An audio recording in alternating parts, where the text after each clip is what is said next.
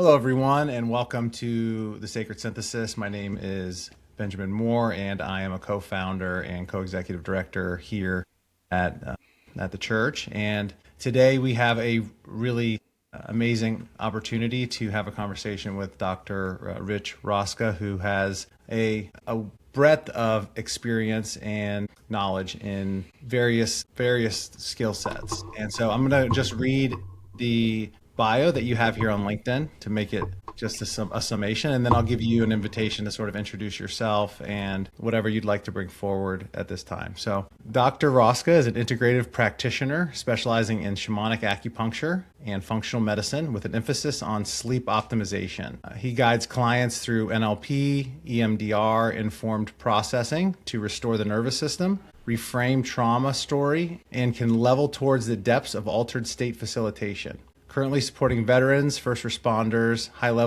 high performance individuals, and seekers looking for assistance with consciousness exploration. With a background in tactical and operational medicine, EMS, survival evasion, and instructor-led development.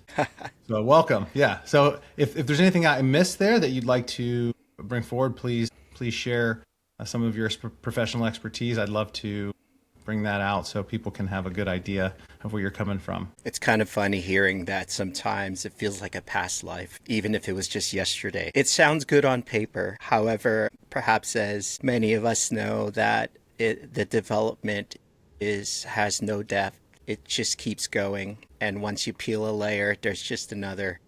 So I'm just grateful to have another day sometimes to uncover the mysteries of it all. Oh, yeah. And I'm very honored to be here, to be invited by you, Ben, and your team. And I'm honored as well to witness and be a part of this Sacred Synthesis group of people. And it's just wonderful to see the interactions and on the platform that you guys have created. Yeah, well, thank you for that.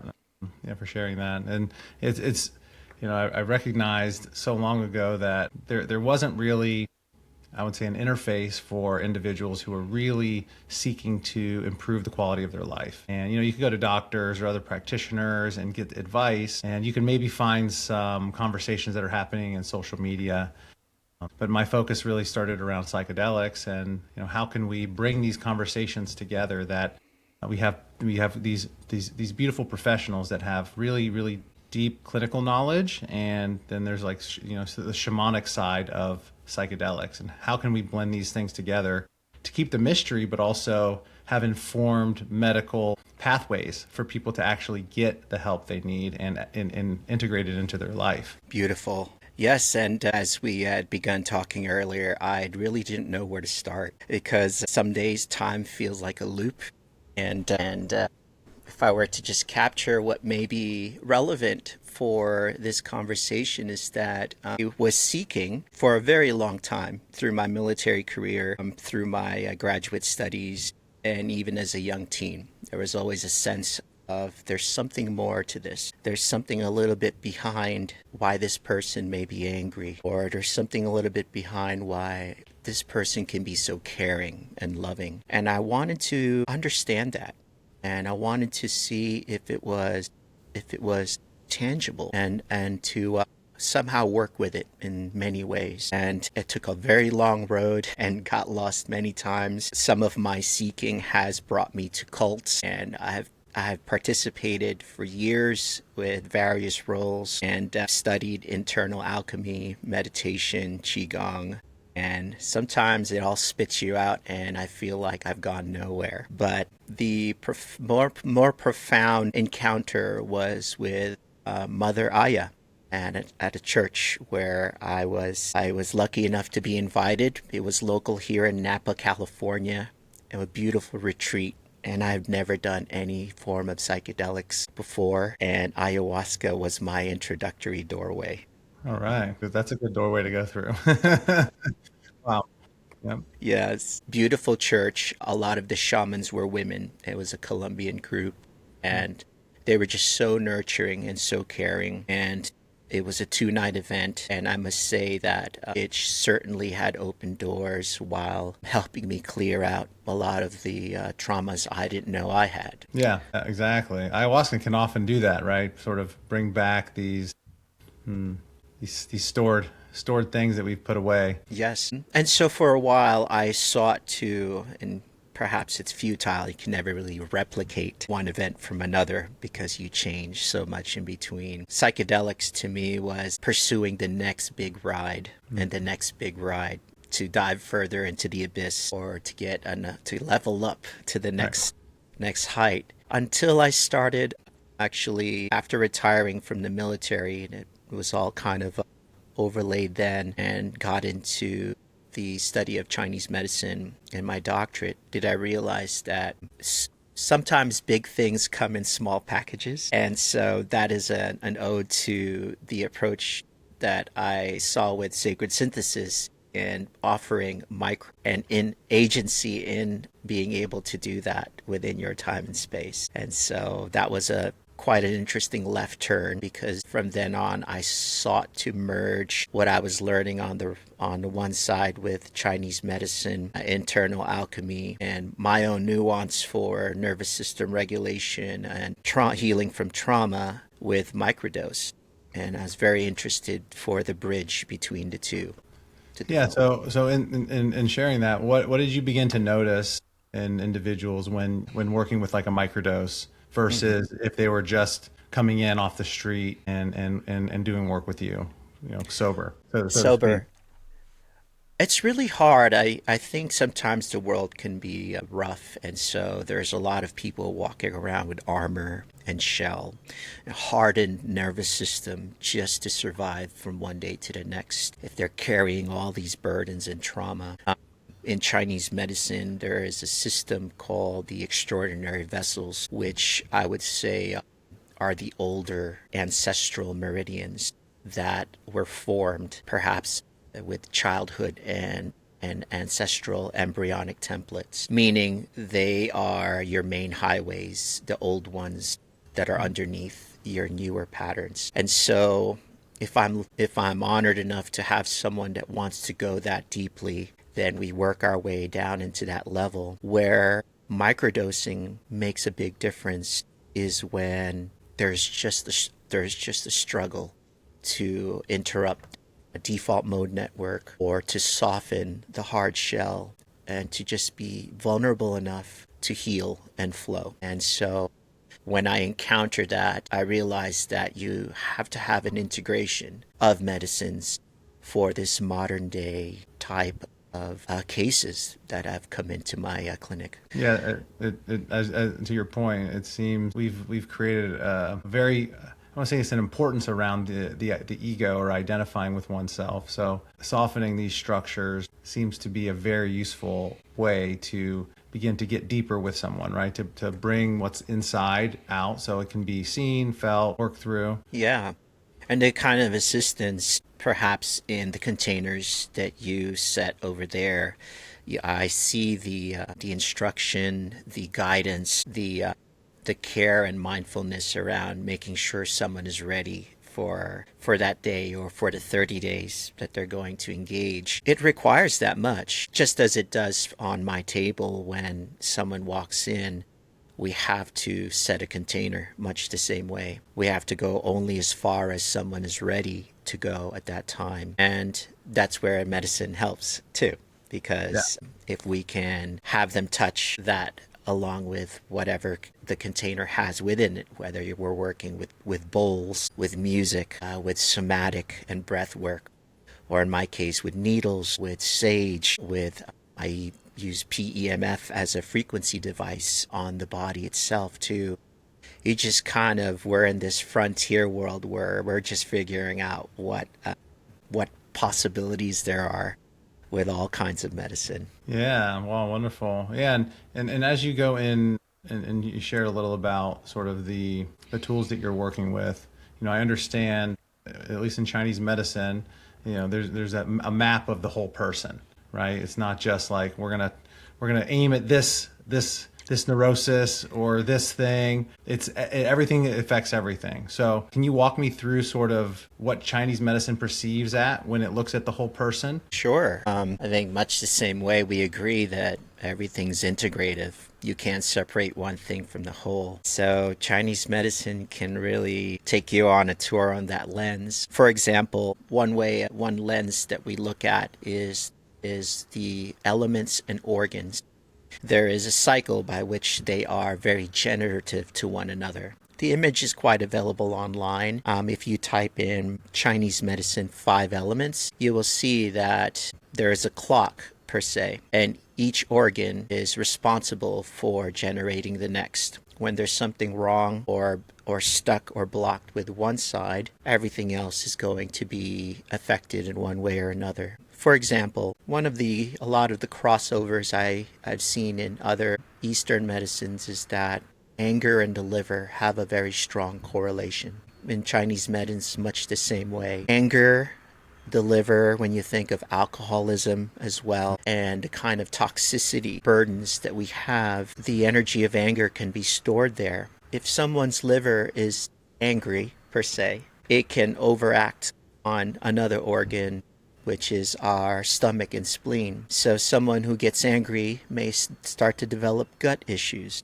for example. And that's one interconnected relationship. But in the order of this Chinese medicine wheel, the preceding organ and element before anger is kidneys and water. And there is the seat of our fears on one end when it's unhealthy. On the other side is willpower. So when we think about anger per se, and we look at the roots of anger, the root of anger is fear.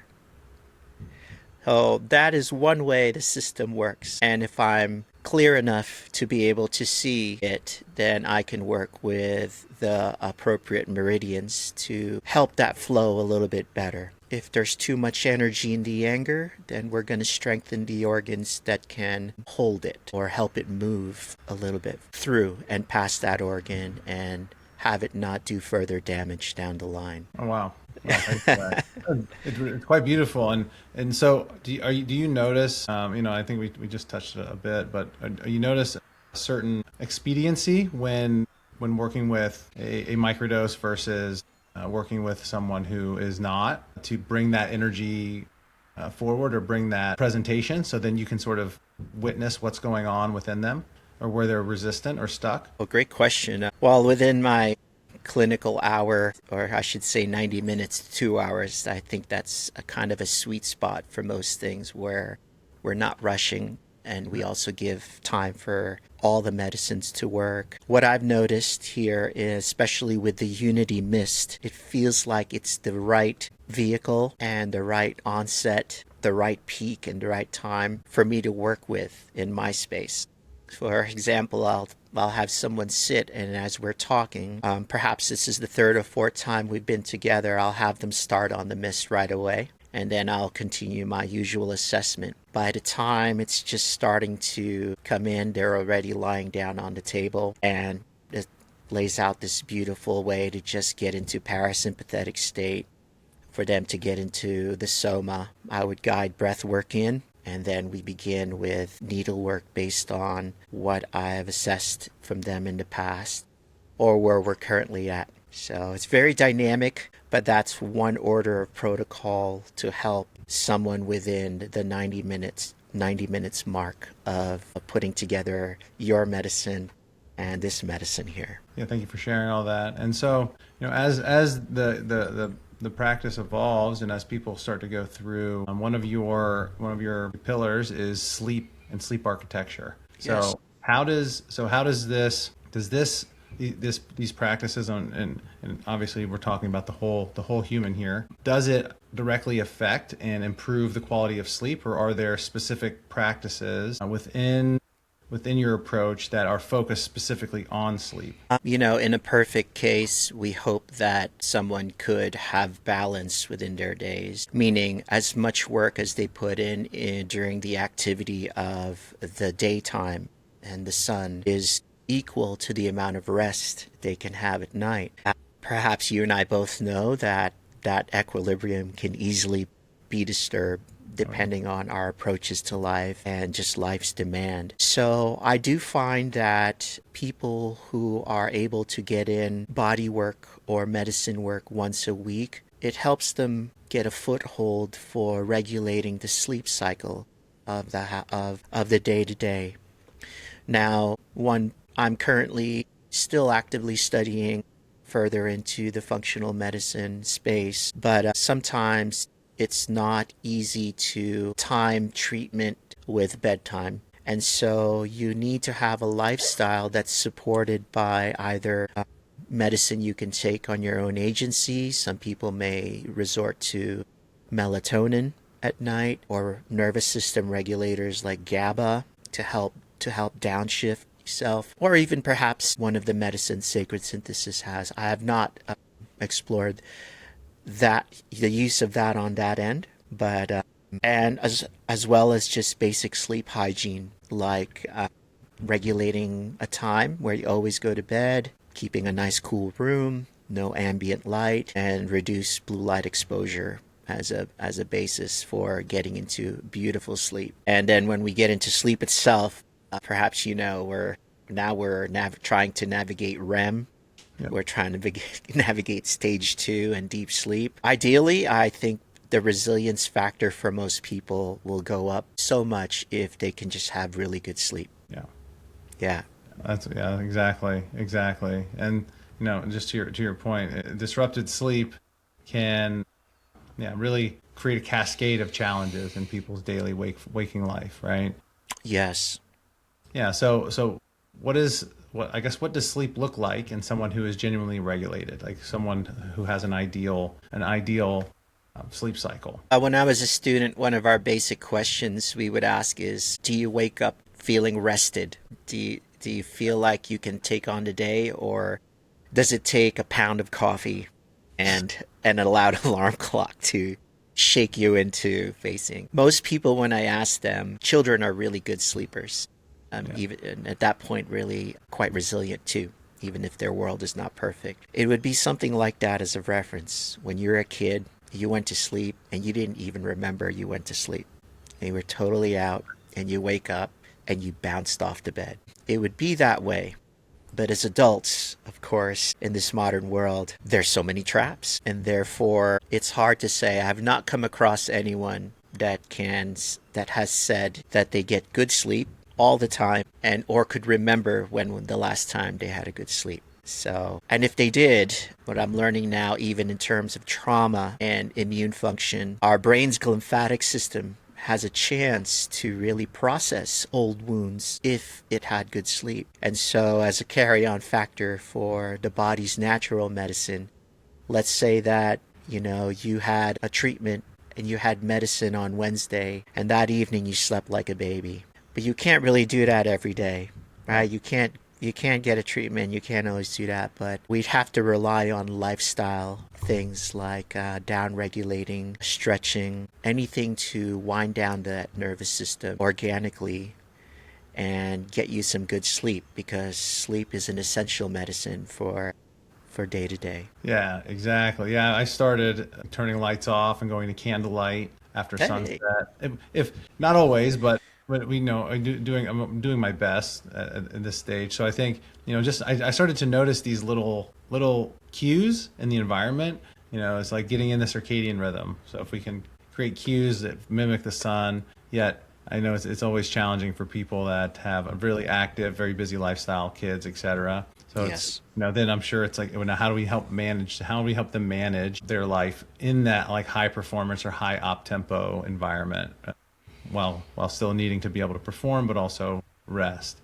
And this is where where plant medicines have come in, from what I've seen, and created an ability. It's almost as if our ancestors knew all this stuff. We had to forget for a long time to kind of relearn it. But these medicines that are all over the planet, and they're in animals and plants and fungi, can sort of help us to get some of these restful processing experiences. Like, oftentimes you go into a mushroom world or ayahuasca, et cetera. And then you're really like in a dream. You're like, okay, like there's similar brain patterns that are happening when you're in a dream. So your brain is sort of getting rest. Your body's actually getting rest, even though sometimes you come out of these experiences and it feels like you went through a lot. There's a lot of repair that's happening. Yes. So yeah, it's very interesting as we sort of continue to explore this new frontier, how these different elements are affecting our daily life. So yeah, I'm wanting just to kind of retouch in. You talked about a few minutes ago about them being on the table and you using the needle. So I'm assuming that alludes to acupuncture and Yes. what you're doing with your work. And so I'd love to invite you to share a little about your approach to acupuncture and how maybe it's unique and it's and yeah, what you're offering. Oh boy, my teachers might get mad. So I was fortunate enough to find a shamanic mentor here, and maybe someday I'll be able to tell the story. But he opened up my eyes beyond the books and the protocols of how we can have possibilities using the meridians and points themselves. With or without needles, there is a profound level by which you can touch and you can access these small doors and vortexes even within there. For example, classical needlework would have you have a hand on someone's pulse, and in Chinese medicine, you may have seen it in movies. We would lay fingers on the pulse both on the left and right side. There are 6 points that we touch there, and each one corresponds to the organ that we discussed earlier: heart, lungs, stomach, spleen, liver. And so at school, we're taught to feel how something is, the rhythm of these pulses, how strong, how big, or how small. But along the way, for some reason or another, I start to get communication and visuals from there and images. And from there, it just guides, it helps to guide me then to apply the particular meridian and needlework for someone. For example, if I may, the lungs in Chinese medicine has a lot to do with grief and sadness. And oddly enough, that may not be apparent in my assessment with someone and just plain talk. Like they may be saying that they're dealing with A, but not necessarily with grief or sadness. But then I'd pick it up in the pulse. And I would use a needle,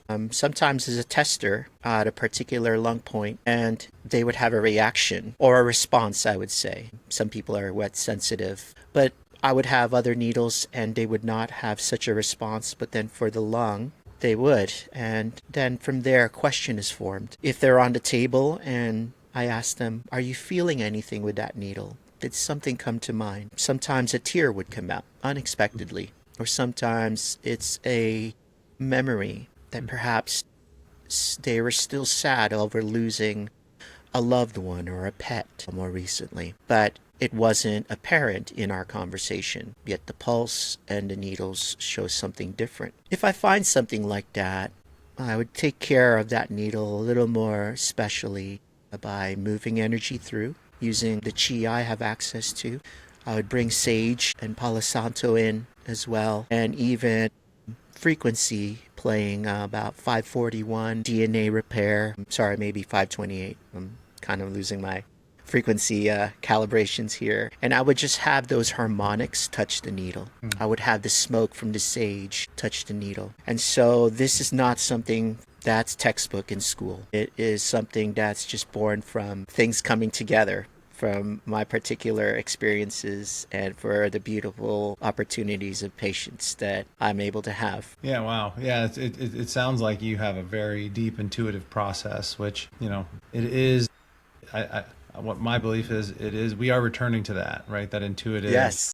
medicine approach, right? Instead of having, Yes. following a textbook, which are great for helping to inform us and guide us, but ultimately as people who are caring for others, being able to fully be present for that experience, to feel into the work, I think is vital. And that sort of speaks to our own wellness, right? Our own energy body that we're carrying forward to work with others. So do you have any techniques or practices that you work with for yourself before or after your service when you're working with others? So to kind of work with your own energy, keep yourself aligned. Yes, every morning I'm fortunate enough to live on some acreage here where we have a mountain and I have earth that I can touch and trees that I can touch. So grounding and earthing is a big part of it, but it's overlaid with a qigong practice for just cycling,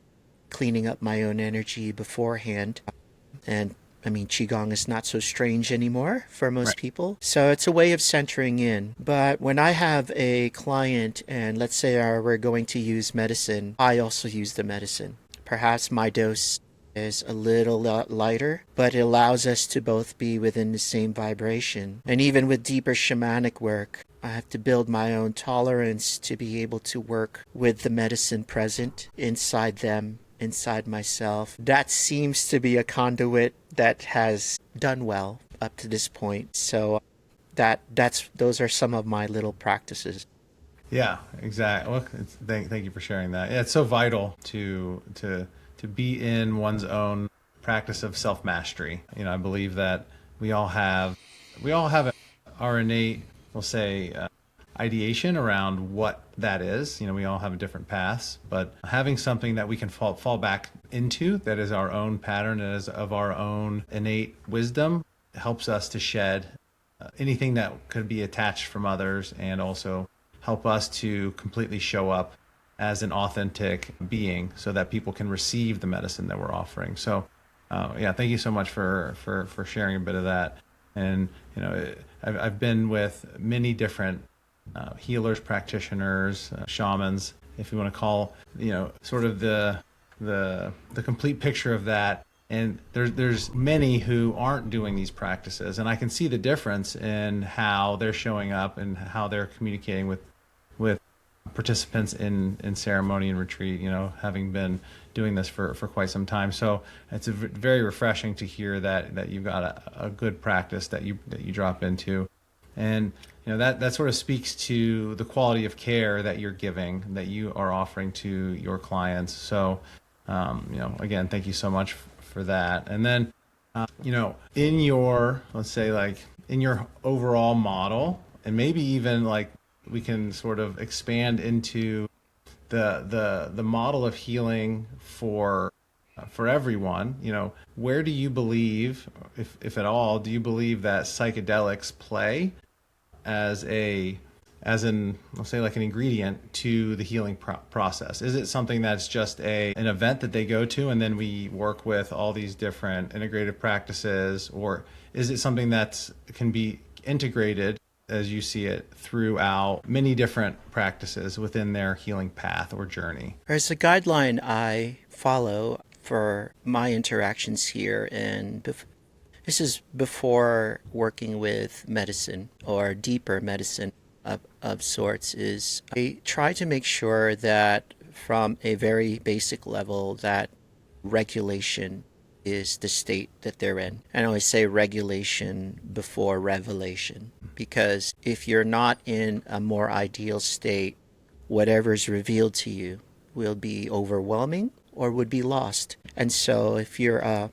conduit, a more primed conduit to receive higher energy or healing energy, it's just helpful.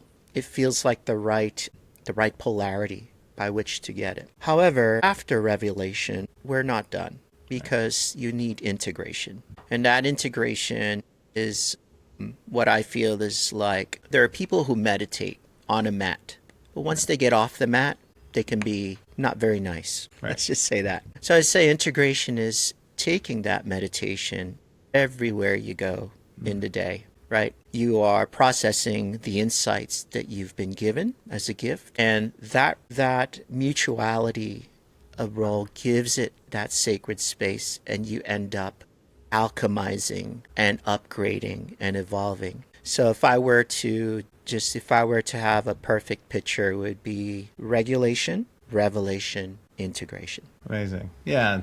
And speaking to integration as a very important aspect of the practice or the process, and one element that perhaps is often overlooked is preparation as integration, Oh, right? yes, Yeah, absolutely. and so I've been really thinking about this a lot lately, and just looking at the field, and there's so much emphasis on integration, right? And a lot of it has to do with mental health or how people are showing up emotionally. Yet, as you know, it doesn't, like, emotions don't necessarily originate in the mind, right? And so how can we better prepare people to actually integrate, right? It's like preparing your home to return once you go through your journey. If your home that you left is a mess, Yes. if it's in an image of the person that you've transformed from, is it more likely to go back into these old patterns and to get stuck into that flow? And I so, would agree that yes, yeah, you want both the external environment and the internal environment to be able to be mutual right. and vibratory towards one another. Otherwise, it may take longer. Sure. Well, exactly, exactly. And one thing I can, just a short anecdote I can share just around psychedelics.